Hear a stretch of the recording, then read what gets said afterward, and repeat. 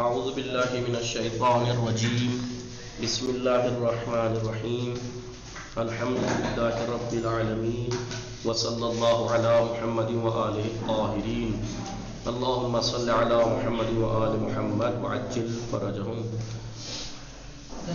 مدینے کے بعد اعوذ باللہ من الشیطان الرجیم بسم اللہ الرحمن الرحیم الحمد للہ رب العالمین وصلی اللہ علی محمد وآلہ الطاہرین اللہم صل علی محمد وآل محمد۔ بات چل رہی تھی چوتھے امام زین العابدین علیہ السلام کے بعد کے زندگی کے بارے میں، کوفہ اور شام کے بارے میں آپ کو بتایا کہ مولا سجاد کیا کوفہ اور شام میں آپ نے کیا رویہ اختیار کیا، ٹھیک ہے، کس طریقے سے آپ نے انقلابی طور پر یزید کو اس نقاب اتارا اس کے اوپر سے۔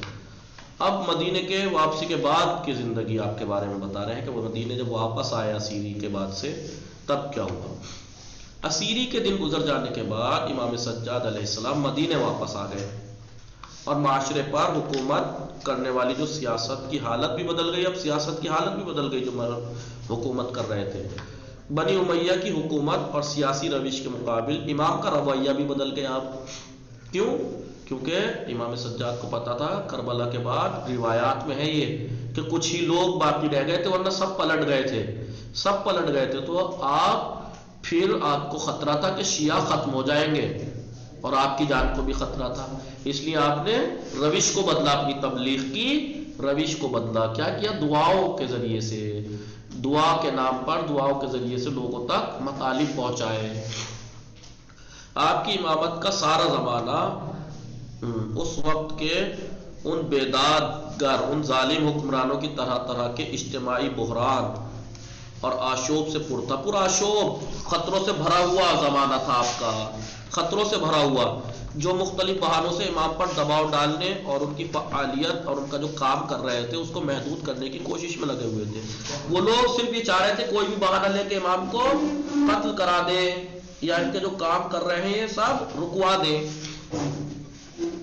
زمانے کے حالات سے واقفیت کے لیے، جانکاری کے لیے، ان ظالموں کے جرائم، جرم کے چند گوشے ملاحظہ ہوں کہ کس طریقے سے ظلم و ستم کرتے تھے وہ لوگ۔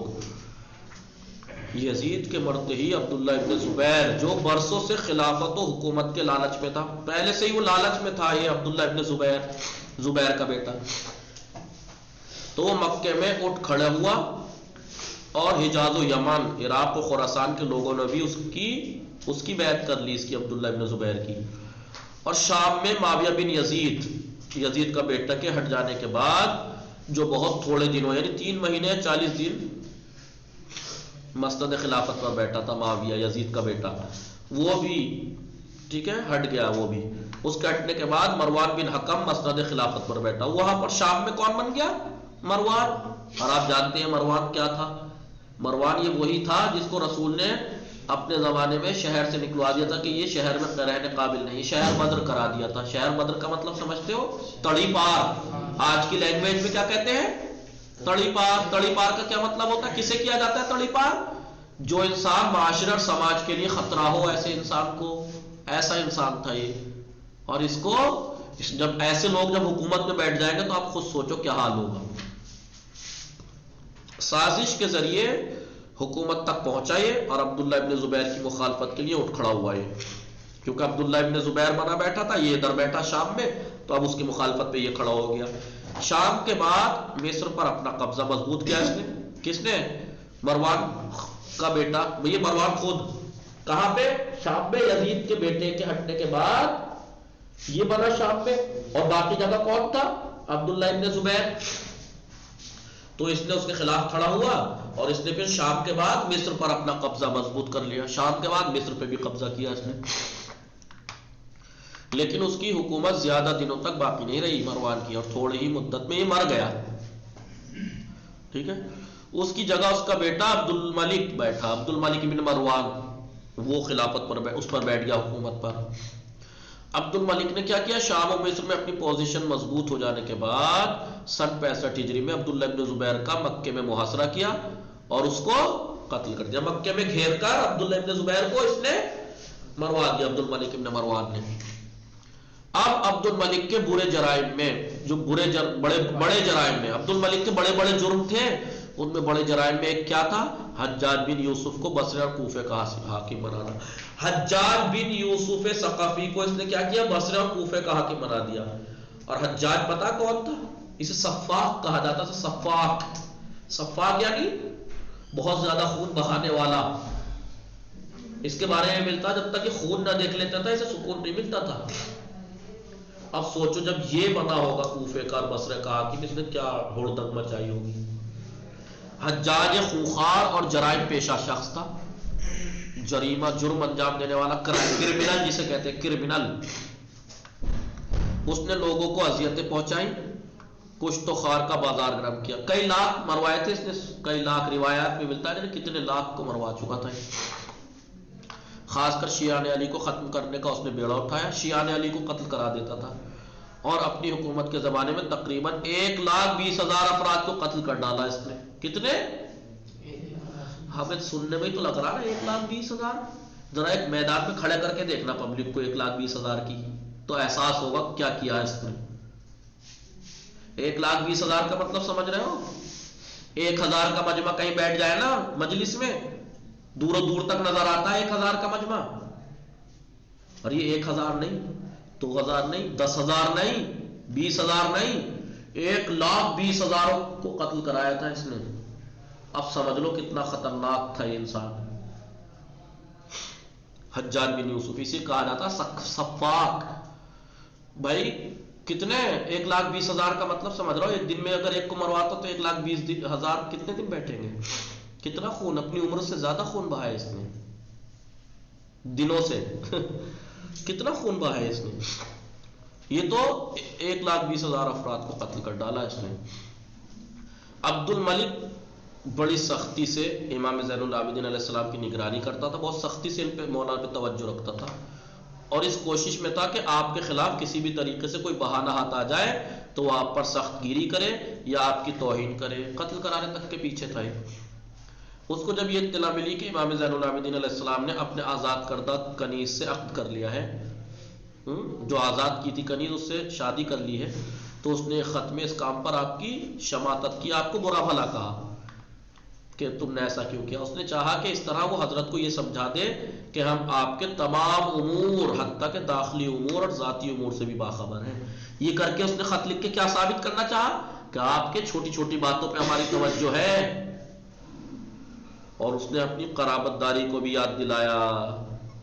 تو امام نے جواب میں آئین اسلام کو اس سلسلے میں یاد دلاتے ہوئے کہ مسلمان ہو جانا اور خدا پر ایمان لانا ہمیشہ دوسرے امتیازات کو ختم کر دیتا ہے. خدا پہ ایمان لیا ہے، مسلمان ہو گئے، تو اب برتری جو ہے وہ تقوی سے ہے، ادھر ادھر کی چیزوں سے نہیں.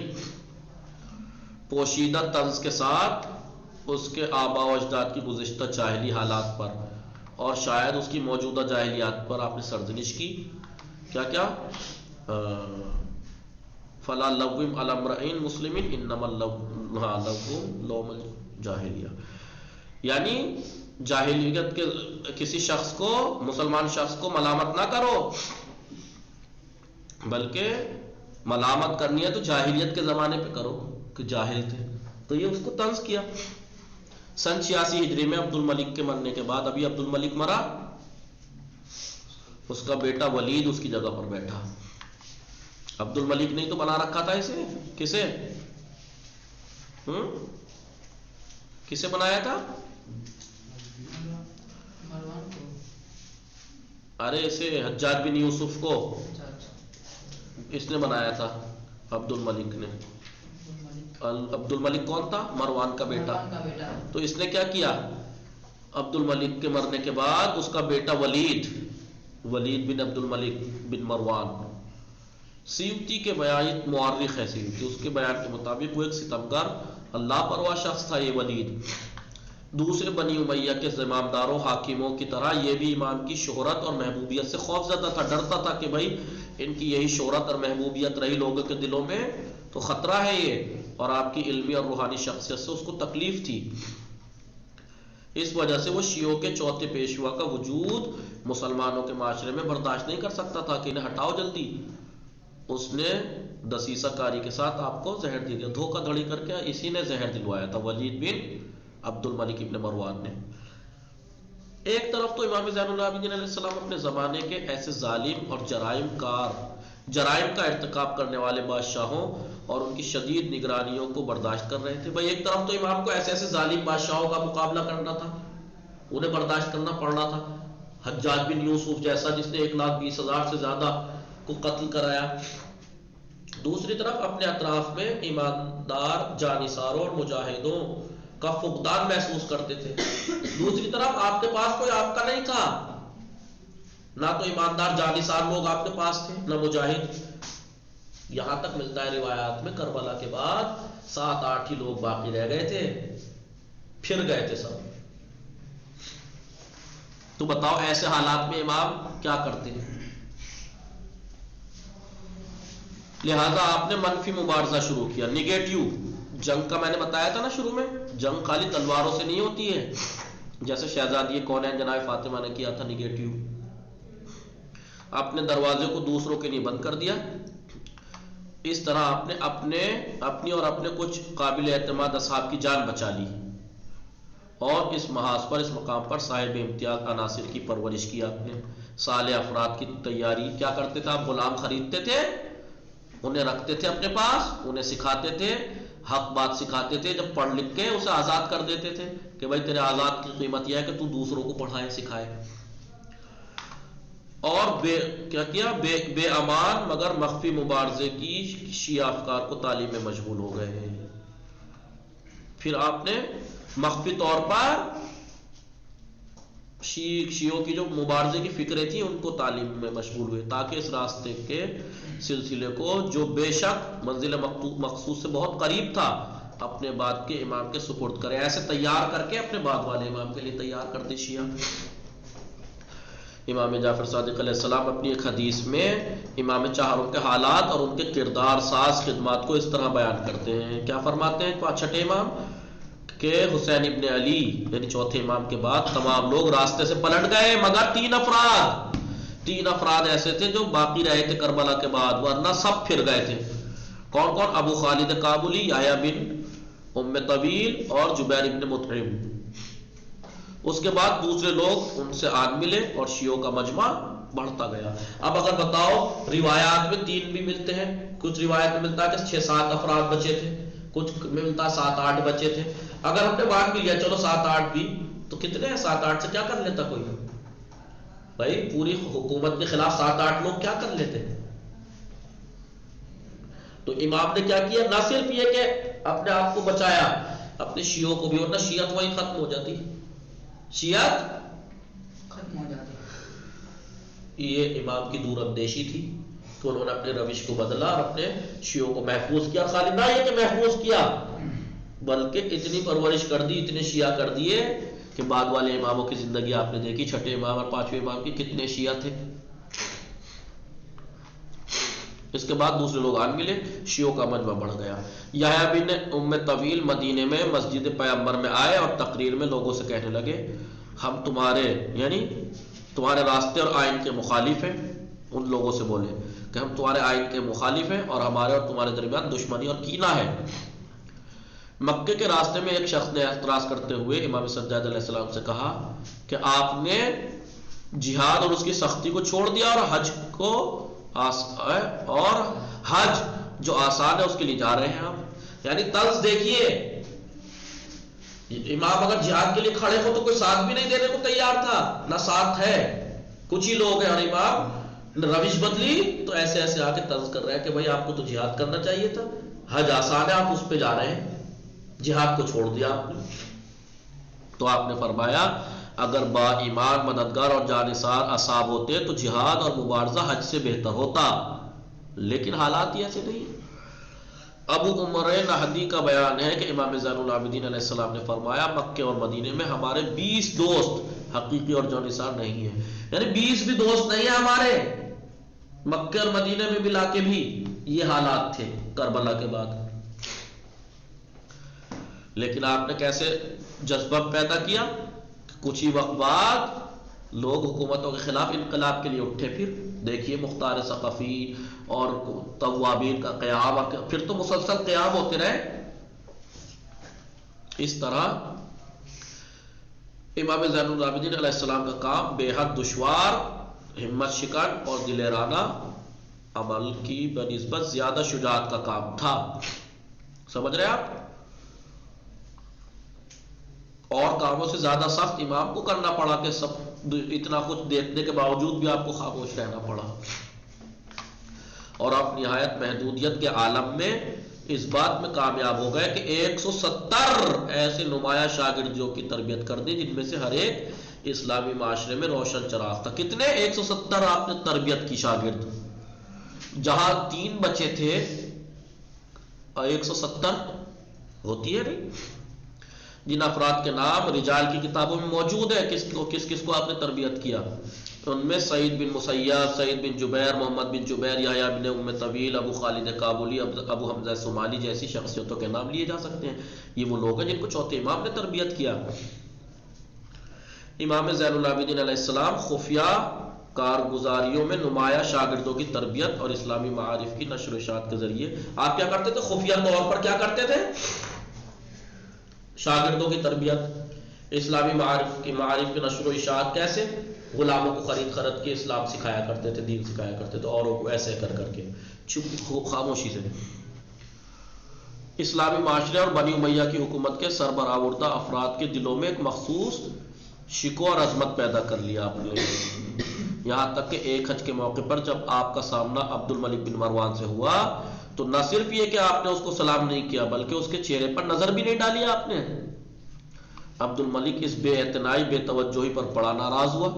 اس نے آہستہ سے امام کے ہاتھ کو پکڑا اور کہا، اے ابو محمد، مجھے دیکھیے، میں عبد الملک ہوں، نہ کہ آپ کے باپ کا قاتل یزید. میں عبد الملک ہوں، میں آپ کے باپ کا قاتل یزید نہیں ہوں. امام نے جواب دیا، میرے باپ کے قاتل نے اپنے اقدام کے ذریعے اپنی آخرت خراب کر لی. اگر تو بھی میرے باپ کے قاتل کی طرح ہونا چاہتا ہے تو کوئی حرج نہیں، تو بھی ہو جا. عبد الملک نے غصے میں کہا، میں ہرگز ایسا نہیں چاہتا، لیکن مجھے اس بات کی امید ہے کہ آپ ہمارے وسائل سے بہرہ مند ہوں گے. ہڈی ہمیں جانتے ہو ہم پہ کتنی طاقت ہے. امام نے جواب میں فرمایا، مجھ کو تمہاری دنیا کی اور جو کوئی تمہارے پاس ہے اس کی کوئی ضرورت نہیں ہے. ٹھیک ہے؟ لہذا امام نے یہ حالات گزارے. پھر دغائیں دعائیں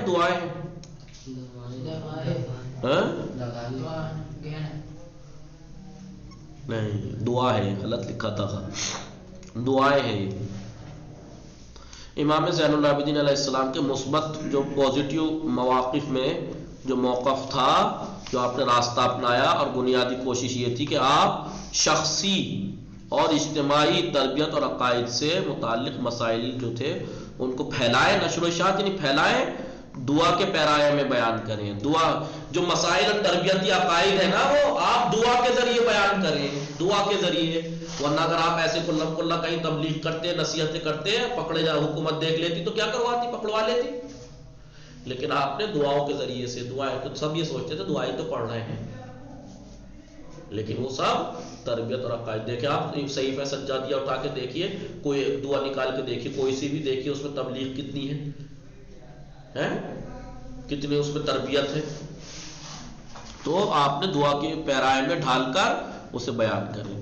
جو آپ کی یادگار کے طور پر محفوظ رہ گئی ہیں وہ دعائیں، صحیفہ سجادیہ کے مضامین، اس کے جو مضمون ہے اور اس میں جو بیان کی گئی باتوں پر غور و فکر کرنے سے بہت سے مسائل کو ہمارے لیے روشن کر دیا ہے. اس میں اسلامی معاشرہ بلکہ انسانی معاشرے کو اس کتاب نے عالم کی معلومات، پوری دنیا کائنات کی معلومات اس میں دے دی. خدا کی معرفت، انسان کی معرفت وغیرہ اس سلسلے کا تعارف کرایا ہے. سب اس میں بیان کیا دعاؤں کے ذریعے سے یا نہیں؟ سب کچھ بیان کیا. یہ حالات ہیں، خالات نہیں ہیں. ان حالات میں جب امام علیہ السلام کو بیان اور گفتگو کی آزادی میسر نہیں تھی، آپ نہ بیان کر سکتے تھے لوگوں میں، نہ گفتگو، تو آپ نے دعا اور مناجات کے ذریعے کیا کیا؟ اعتقادی اور اخلاقی جو دستور العمل ہے، احکام ہیں، اور اجتماعی زندگی کے جو لائے عمل ہیں، قوانین ہیں، ان کو بیان کیا، مسلمانوں کے درمیان ان کو منتشر کیا، پھیلایا دعاؤں کے ذریعے سے. دنیا یہ سمجھ رہی دعائیں ہیں تو چلو، لیکن سب سمجھ رہے تھے وہ لوگ کیسے تربیت کی. صحیفہ سجادیہ کی عظمت سمجھنے کے لیے، کیا عظمت ہے اس کی صحیفہ سجادیہ کی، یہ سمجھنے کے لیے مشہور مصری مفسر طنطاوی جو ہے وہ بڑے مفسر ہیں ان کا قول کافی ہے کہ ان کا قول دیکھیے آپ، اس قول سے سمجھ جائیں گے کہ صحیفہ سجادیہ کی کیا عظمت ہے. وہ کہتے ہیں، کیا کہتے ہیں؟ صحیفہ سجادیہ وہ تنہا کتاب ہے جس میں علوم، معارف اور حکمتیں موجود ہیں، اس کے علاوہ کسی میں ایسا ذخیرہ نہیں ہے جتنا اس میں ہے. اور یہ مصر کے لوگوں کی بد نصیبی ہے کہ وہ ابھی تک اس کی گران بہا، قیمتی اور جاویدانہ ہمیشہ رہ جانے والی باتوں سے واقف نہ تھے وہ لوگ. میں اس میں جتنا بھی غور کرتا چلا جاتا ہوں اس کو مخلوق کے کلام سے بالا تر اور خالق کے کلام سے نیچے دیکھتا ہوں. یعنی مخلوق کے کلام سے بالا تر ہے یہ کتاب، خالق کے کلام سے نیچے، یعنی قرآن سے نیچے ہے لیکن اور کلاموں سے اوپر ہے. سمجھ رہے ہیں آپ؟ آپ صحیفہ سجادیہ آپ تو صرف یہ پڑھتے ہیں کہ بھائی کرونا کی دعا، صحیفہ سجادیہ کی فلاں دعا بتائی فلاں عالم نے، فلاں نے یہ بتائی، صحیفہ سجادیہ میں یہ دعا ہے، یہ پڑھو گے تو یہ ہو جائے گا. ہم لوگ ہر جگہ ثواب کے پیچھے بھاگتے ہیں کہ ہمیں اس کے نتیجے، لالچ لالچ. سکینہ سمجھ رہی ہیں ہم جی؟ سکینہ جی آغا. جی ہم لوگ کیا کرتے ہیں؟ لالچ. ہماری طبیعت خراب ہوگی کہ بھائی بخار اترنے کی دعا جو ہے صحیفہ سجادیہ کی فلاں دعا سے بخار اتر جاتا، تب کھولیں گے ہم صحیفہ سجادیہ. آغا خدا حافظ، ہمارا موبائل آف ہونے والا ہے، 1% رہ گا. اوکے خدا حافظ. وصلی اللہ علی محمد وآلہ الطاہرین. اللہم صلی علی محمد وآلہ الطاہرین.